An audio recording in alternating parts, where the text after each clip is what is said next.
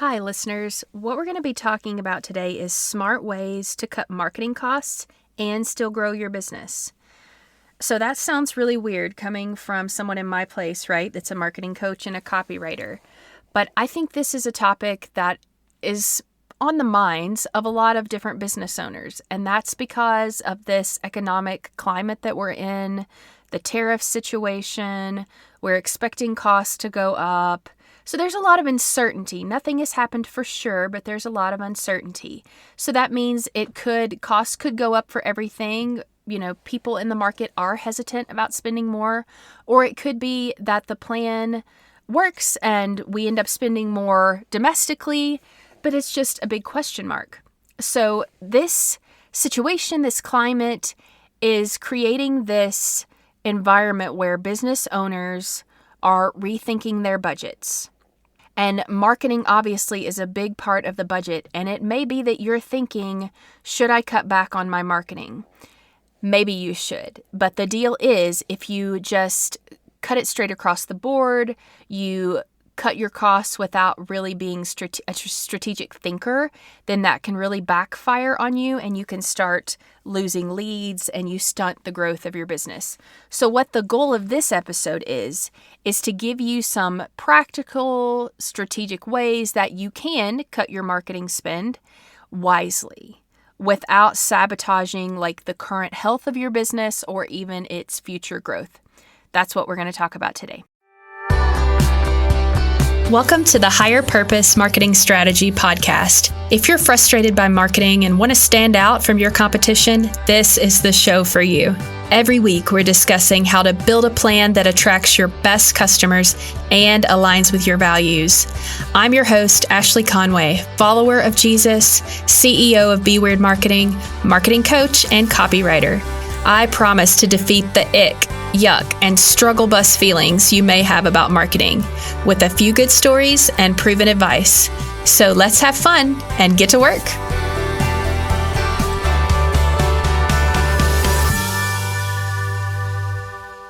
So let's start with a story. I love to, and I'm going to share something a little more personal than what I usually do on the podcast.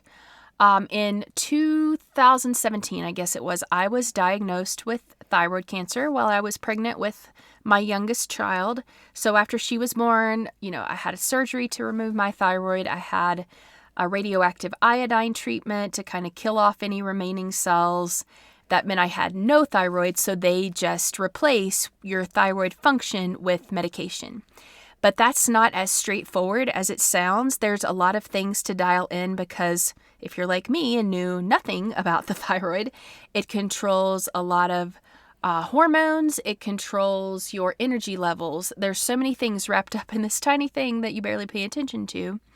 So after I had everything out, treatment done, they're trying to fine-tune my medication levels, and some of that kicked off some anxiety. I'd never been a person with anxiety before, and it kicked off some physical anxiety for me, so physical symptoms of that. And since then, so that was maybe 2019 when it was all finished, I have struggled with anxiety, both physical, mental, and oh my gosh, a myriad of things for that. Therapy and medication and just a whole list of things, everything that you can think of under the sun, I have tried to use to, kind of calm myself down, ground myself when I start getting stirred up. So the point of that whole story is that even now, it is easy for me to get really worked up and overreact over, let's say, my to-do list, my workload, all of those types of things. It's easy for me to take that and get really stirred up. So I have to be very intentional about the things that are on my to-do list, that I have on my plate, so that I won't get into that anxious state. So I can look, and this just kind of gives you an idea. I'm married. I have 2 young kids, 10 and 7. And obviously I manage my home. I have this business that takes a lot of my time. I have friendships and a church family that I love dearly. So I am trying to spend my time, plus the personal stuff, right? Trying to spend my time in all of those different areas because they're important to me. But I also know those things all accumulate so quickly. I was having this discussion yesterday with some close friends that it's just like working moms. It's literally, it just never ends. All the things that we have to do and that we're responsible for, just the mental load of that, thinking through what are all the decisions I need to make. And especially in May, that's even bigger because it's like, it's end of school, teacher appreciation, and Mother's Day, and we're going on vacation at the end of May, and so many things, and it adds up. So I have to be very wise about how and what do I cut back on, say no to, prioritize differently, how do I structure my day, what's the wisest way to spend my time. All of that takes a lot of intention. I can't go across the board and say, I'm going to say no to everything, or I'm going to cut back in every single area. That doesn't work. I have to look at each individual thing and what has the greatest priority, and then I have to make like individual changes. And that's how this relates to marketing. Making across the board cuts to every single thing you do is probably not the wisest decision. You need to ask yourself questions about what matters most, and we'll cover some of these in a minute, about what matters most, about what's working. You need to ask strategic questions so that you can make individual decisions about each of the ways that you market and reduce spend that way instead of just cutting across the board. So let's move into, there are a lot of reasons that business owners feel pressure other than just like this sweeping, economy kind of thing. So let's break those down in a little more detail. These are a few reasons that you could be looking to trim your marketing spend. So your cash flow feels tight. You already sense this feeling right now. I feel like 2025 is going to be a year of change and transition, at least in my life and some of the lives of people I know.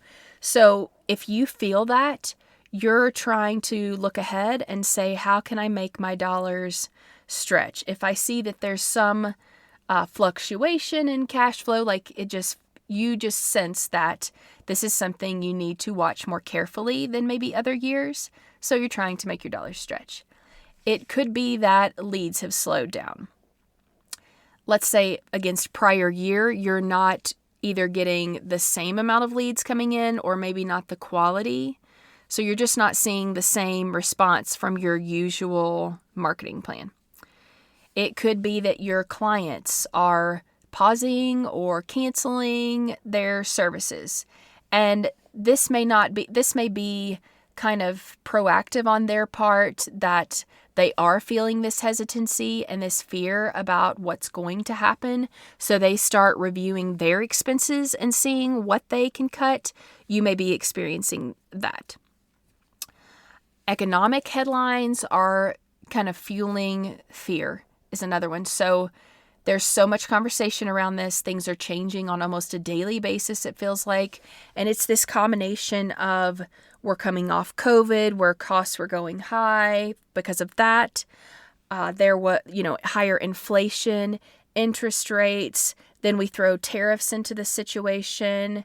And President Trump, whether you love him or hate him, is a mover and a shaker. He is in there making constant changes, orders, all of these things. So a lot is in flux.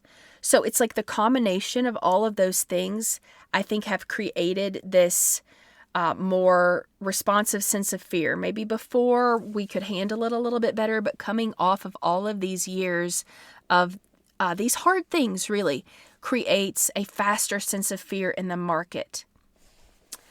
When you're on sales calls, are you hearing not now or I need to wait more often than usual? So it is just this, your audience may be more hesitant to spend, to buy. And so they're asking, it's not that they don't want what you have. It's like they need more time or they need the payment structured in different ways. And the last one is, because of all these conditions, you're tempted to kind of take a step back and wait it out and see what's happening. But the true goal here, especially for this episode, is that you want to cut waste. You don't want to cut things that are working, things that are more of an investment. You just want to cut what's not working, what is waste. You want to use your dollars more wisely. So before we start making any actual cuts, we're going to ask some questions. Let's ask, here are, 5 questions to be asking. What is working right now? So we don't want to cut the things that are bringing in results. So if you have done a good job, and hopefully you have, of tracking your metrics, the metrics that matter, which means, are the pieces of your marketing leading people into the next step in your sales funnel? That's the things that you should be tracking. For example, the purpose of social media is not to get followers or comments. It's to get people to move to the next step. So that's most likely going to be, do you want to get them to sign up for your email list, or do you want them to buy a low ticket item? So those are the things you should be tracking with social media. So using all of these metrics, you can ask yourself, what is working right now? What is performing the way it should be? Don't cut those things. The second question is, are you still getting quality leads from somewhere? Obviously, you're probably also tracking your lead sources. Are they coming from social? Are they coming from partners that you have, networking? Where exactly are they coming from? Number 3, how are you spending your marketing dollars now? So you have to look at, yes, what's working? How are you getting quality leads? And then on the flip side, let's look at our spend. Where are you spending the most money?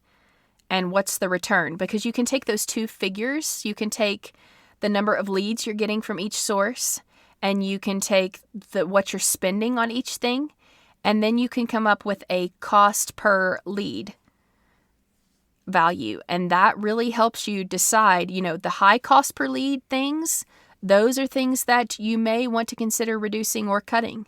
The things that are low cost per lead, you're getting leads, good quality leads without having to spend as much. Those are the things that maybe we want to reallocate our dollars to more of those.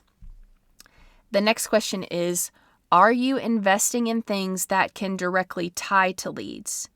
So we'll get into that more below, but if you're looking to cut costs, if you're in this situation, you pretty much need everything that you're doing to tie directly to getting people into your sales funnel. If you're putting it out there and it's not directing someone into your sales process, or it's not working, then that's something you also consider reducing or eliminating. Because let's keep in mind, we can't totally cut out marketing. There are no sales without marketing. And if you're saying, well, what about just people talking about me, word of mouth, or I get referrals, that's marketing. So you cannot make any sales either currently or plan for the future of your business without marketing being a major part of that. So now let's look at let's get into the meat of this, smart ways to adjust your marketing so that you can cut the cost, but still keep your business in a healthy place. So instead of, like I talked about before, cutting marketing across the board, like every single area that we do needs to be cut, our expenses by 5%, whatever that is, don't do that. Let's shift your approach. We need to find what's the minimum effective dose. So this was something I first heard about from Tim Ferriss. And the concept means it's the smallest dose that will produce the desired outcome. And the way he talks about it is in medicine. You want to take the smallest dose that will actually make you feel better, right? Let's say you have a headache. I do have a decent amount of headaches. So it's not that I want to over-medicate myself and I'm not trying to take Excedrin and headache powder and, all these different things. So I'm not trying to over-medicate myself. What I'm trying to do is take the smallest amount that is going to either, very much decrease the headache or completely get rid of it. That's what we're wanting in this episode. We want the smallest dose of marketing that will still produce quality leads and help us continue to grow our business even in these uncertain times. So we need the smallest investment of time and money that will keep producing leads. Here are 8 ideas. So number 1, right out of the gate, reduce or pause what isn't working. If you went through those last few questions, then you know whether you look at cost per lead or you're just looking at leads across the board. Of all these things that I do emails, and I have a blog, and I have a podcast, and we're on Instagram and Facebook. So you list all of these places that you are doing something, both for content marketing and for like your paid marketing, whatever it is. List every single outlet that you have a touch point with your customers. And then you're going to look at, is it bringing me in leads? And a layer deep, is it bringing me in good leads? So let's say that you're on Facebook, but the leads that you are getting from Facebook are people who can't afford you, are not the type of client that you want to work with. That means they're not bringing you in great leads. So you either need to tweak what you're doing on Facebook or you need to cut it way back. Because this is about being smarter. So we're not trying to be everywhere, and we can't do everything if you want to cut the costs. So we're going to have to make some hard choices about what to cut and what to really hone in on. So you can either, like I said, cut back what you're doing for a particular thing or just put it on pause. This doesn't mean forever. There will be, just like, there is a cost for everything, every choice you make in your business, not like a physical cost necessarily. But if you decide to put a particular thing that you're doing on pause, like that Facebook example, you're like, I'm just going to put our Facebook content ads, whatever it is, I'm going to put them on pause. There is a cost to that. It will cost you visibility. You're in momentum. People are kind of seeing what you're posting. The algorithm likes you and is putting more of your stuff out there. You're going to lose that by putting it on pause. And that may be okay for the short term. Okay, so that was number one. Number two, let's look into creating more resources for the platforms that are producing the best leads. So just like we just talked about, all those things that you list out, which ones, what's floating to the top that it's producing the most leads and the best leads. So like I said, that can be a variety of things. It can be social channels, Instagram, Facebook, LinkedIn, whatever it is, YouTube. It can be things like online ads. You can run Google ads. You can run social ads. It could be your email. It could be your podcast. Whatever is bringing you the most and the best leads, those are the things you want to create more resources for. So let's say that email is one of the things that you get the best. And an email is probably, people are already your lead and they've gotten on your list. So they're a warm lead. And the purpose of email is that you want to take those warm leads and get them to make some kind of a purchase. It doesn't even have to be big, but you want them to engage with you somehow. You want them to become a buyer. So for email, what you could do is increase the frequency. Maybe instead of sending out one email a week or one email a month, you swap that to 2. You can even, shorten them if it's too much of a commitment. But if you know that works, make sure you increase the frequency. Another example would be ads. Let's say ads work really well for you, getting people into your sales process. That's what a lead is. We're getting people to enter whatever our sales process is. They're starting their customer journey. So if those are working, you want to optimize those. Like make sure, test a couple different versions of copy, test a couple different versions of the look of these, and then fine tune your targeting so you can target an audience subgroup, like get more specific and target a specific, it's like a subgroup within your larger audience. Try that and see if that increases your response. Try different sales stages. So, people are in these different stages on their customer journey that I talked about a lot in episode 1. I keep referring back to that, but it's just like a foundational piece. People have to become aware of you, and sometimes the purpose of an ad is that you need more people, more eyeballs to know you exist. But then you enter this consideration stage where you're like building the relationship with them, trying to get them to know you, and vice versa. You're getting to know them. So you can target an ad at these specific stages with different calls to actions. So that's more resources for the platforms, the channels that are working best.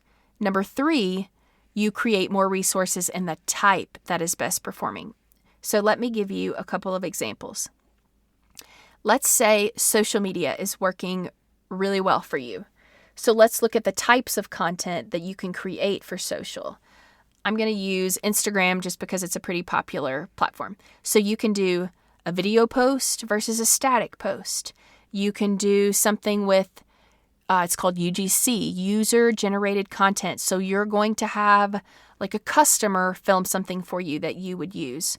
Or you're going to have a team member out on a job, or in the middle of what they're doing day to day and they're filming stuff. Or you could do a face-to-camera type video where you're on there as the voice of your company. Another thing you can try is for static posts. You can do a carousel with multiple images that you scroll through. And on Instagram, you can add audio to that versus a single image post. So let's take another example of email. Let's say that's a high performer for you. We can tweak some things in there and test different things. What you're doing is taking something that's already working. You're going to show it to more people with number 2, what we talked about. And now you're going to test different types to try to get better response from those people. So with email, you could play with length. You could test a long email. You could test a short email. You can test an email that is it's just only text. You could test one that has lots of GIFs and images, and there's a lot of, HTML stuff in it. You can test where you're putting your call to action. If you want them to book something or purchase something small, you can test putting that at the top, toward the top of your email. You can test putting that toward the bottom in its own section. You could test just having it in the PS. Lots of options there. You can also work on your subject lines to make sure, because that's the first thing, right? You have to get people to open the email before they can take action. So are you optimizing your subject lines? Are you creating, and this is so hard when you are in the rhythm of just create, but it's important to take a look at those subject lines because it needs to be you need to arouse so much curiosity for your reader that they see that. Let's say they say you see your email in a list of 10, but your subject line is just so compelling. They're like, I've got to at least open this and see what this is about. That's what you want for your subject lines, but that takes some time and intentionality. So that was an example of 3. You're creating more resources in the type that's best performing. You're narrowing down on what's working, and then you're saying, let's test out some different things to see if we can make this even better and hone in on what's really working for us. Number 4, evaluate your vendors, the people that you work with that are not your employees, and your marketing tools. So let's first talk about vendors.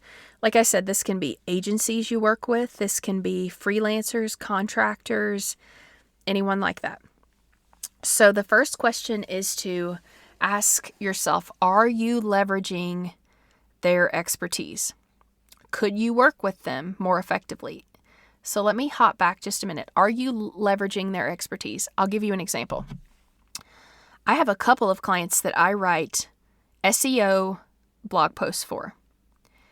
And I do a good job. I mean, I've been a copywriter for over 20 years. I do a good job. They're happy with what they're getting. But here's the thing. I have, like I said, 20 years of experience in copywriting and strategy. So really, not that I'm going to tell them this necessarily, but I think the dollars would be better used having someone, like a junior copywriter, even AI writing these things. And then I go back through as a senior writer and edit these things to make sure, is the keyword placement natural? Does this sound like a robot? Because that's what we're starting to get into with, the audience. The market knows when something's been written by AI. So we need it not to sound so robotic. So is that happening? Does it sound like your brand? Like instead of paying me to write the actual thing, they could pay someone much less to write it and have me to review it for less of my time, and you save overall. Another question is, could you work with them more effectively? Is there a way to streamline how you work with them? Streamline the process. Let's, maybe create a process. Is there a process for working with them? Are you getting, is it as efficient as it could be so you are spending less?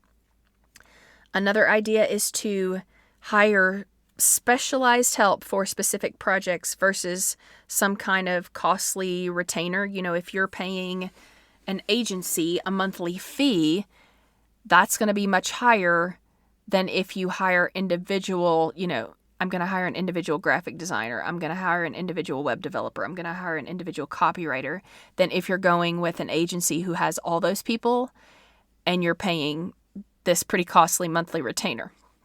So that's an idea as well. Then let's talk about tools. So app costs and these monthly subscriptions add up so quickly. Just to produce this podcast, there are, oh my goodness, 4 or 5 different tools that I use between producing the podcast itself and then getting it edited, ready to go, the social posts that go with it, the emails that go with it, all of the repurposing that I do. That is so many different apps. And yeah, every one of them has a monthly subscription. So the question is, are you using each of these apps or software, whatever it is, are you using it fully? Like all of that it's capable of, are you using it for those things? Do you even know everything that it's capable of? Because I can tell you 100%. Some of my things I do not know 100% what it's capable of, which is why I work with a systems and process expert, because she does. And I'm like, I need to explain what I do, what my process is, and you tell me where we can shore some of this up. So are you using them fully, all their capabilities? And is there any crossover? Like right now, I've noticed, I think I do have some crossover in a couple of my apps. I got a new one, and I think I'm approaching where it can kind of serve the place of the other one, and I can cancel one. And, that's not a huge expense, but it does add up when you talk about all the different tools that you're using. All right, so let's move on to number 5. Consider creative ways to connect with your audience. And this will help if you are scaling back some of the things that you're doing. You're either reducing them or pausing them, like we talked about first, right? Then you're going to need some other ways to connect with your audience. So let's talk about new places. Consider things that, when I say consider creative ways, this may not be your traditional thing that you think of.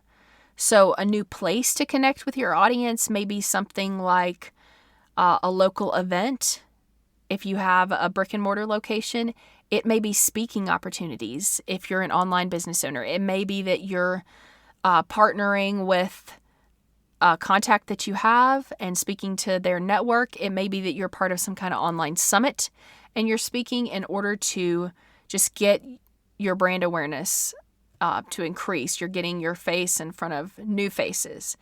So those are some kind of out-of-the-box ways to get in front of new people without a ton of spend.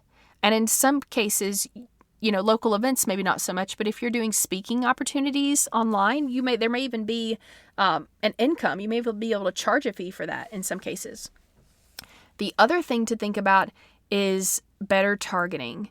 So if you are marketing to this broad group of people, it may be that you can just target a little differently. So like we talked about earlier, thinking about like subgroups of your audience, because for most of us, our audience is made up of more than one exact type of people. So let me see if I can give you an example. So my audience is Christian business owners.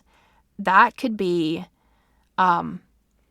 Christian mom business owners. It could be brick and mortar people versus online people. You could even break it down more than that. Let's think about just online business owners. There are like tons of coaches. There are consultants. There are people that do something similar to what I do that need help with marketing, like graphic designers. So you can target by actual type of business. You can target the people like I talked about with moms or young professionals, or, there are unlimited ways that you can break down your audience and still be under kind of your broad umbrella of who your audience is. And that's when you can do, I mean, you're not going to do huge campaigns for each one of these, smaller groups, but it may be that you just create a lead magnet for them or something like that, a resource just for them, and try to get more specific and see if you can bring in people that way. Let's think of some newer creative ways that we can connect with our audience or smaller groups of our audience that can bring in new leads. Number 6 is to repurpose content instead of creating from scratch. And this is more for your content marketing. So what the purpose of content marketing is to position you as an expert in your industry. So that's why you're creating, blog posts and podcasts or YouTube videos, whatever it is. The actual reason you're doing it is to position yourself as an expert. It's like a thought leader. You're also adding a lot of value and just providing a lot of good resources for your audience. But those things don't always necessarily get people into your sales process, your sales funnel. So someone who reads a blog is not necessarily going to jump into your sales process. So sometimes they're just looking for information.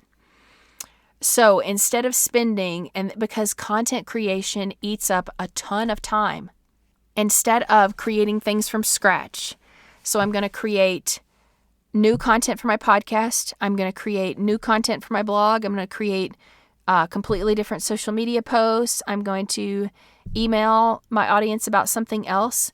Let's repurpose all of that. Let's start with your longest form of content. Maybe it's a blog, maybe it's a podcast. You can go on from there. You take that piece and you use one of those tools that you pay for to repurpose that in different ways. If it's a video resource that is your long form of content, it can create clips for you that you can put on social media. You can take the transcript from a video or a podcast that you do and have AI turn that into a blog post. So there are so many ways. You can take the blog post or the transcript and turn that into tons of social media posts for you. Instead of creating everything from scratch, which takes more time, your team's time, and it just takes a lot of man hours, start repurposing. So you will still be there on all of these platforms, but it won't take as much time, and your team members can focus on something else that is more of a lead maker. Number 7, consider repackaging your existing offers into smaller, more bite-sized options. So here is an analogy for you.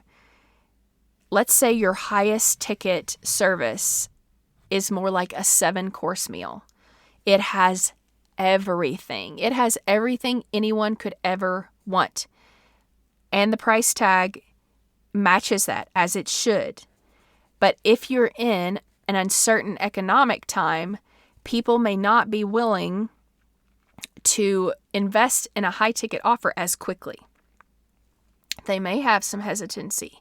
They may want to wait. They may, like we talked about earlier, say, not right now. So is there a way that you can break up that 7-course meal and give them a taste of what is coming? Obviously, you still want them to have the 7-course meal, but let's give them a taste of it. Let's give them the appetizer or the first 2 courses for a lower rate. And then when those are done, they're going to taste your appetizer and they're going to think it's incredible and it's the best meal that they've ever had. So when you get to the end of those first couple courses, you can say, if you want to go ahead and upgrade to this all 7 courses, we'll credit what you paid for these first 2 toward the 7. But it's just getting them to start, getting them to buy something on the front end. It may be better if you can break it up into more of a bite-sized piece to combat the hesitancy that they feel to spend. And the last one, number 8, promote payment plans or financing options for your high-ticket offers. And I'm sure you all have these, right? You all have a financing option, a payment plan. In this environment, the thing would be if you have a 50-50 payment plan, consider extending it to 4 payments over a course of time. like stretch it out a little bit longer to make the price more accessible to them. If someone wants to buy what you are offering, don't let a payment plan, don't let the actual operations of it, the logistics, be the reason they say no. If they say, oh, I want it, but I can't afford it, there are one of two things to do. You can either say, let's take this cost and spread it out over a longer period of time. And if they're still not comfortable with that, then you can find them a downgrade option. That is, okay, you can't pay for my 3-month thing. How about you pay for my one-time thing? Or whatever it is, my 1-month program. Whatever that thing is, find a way to give them an option that will work for them if you can sense that they want to buy. And it really is just a money thing. Give them a different option. I had a coach, in fact, do that. I had gone through one of her challenges. I really did want to buy her program, but I could not justify the high monthly cost, at least at this moment. So and I'm sure I wasn't the only one. So she sent out a different payment plan, extending it, I guess it was double. So maybe it was like a 3-month payment plan. She extended it to a 6, and that was much more doable for me. And I absolutely signed up for that. So just to review those 8, because I know it was a lot. So we're talking about these 8 ideas to shift your approach so that you can do the smallest dose of marketing that will get you still producing leads and able to probably grow your business. Number 1 was to reduce or pause what isn't working.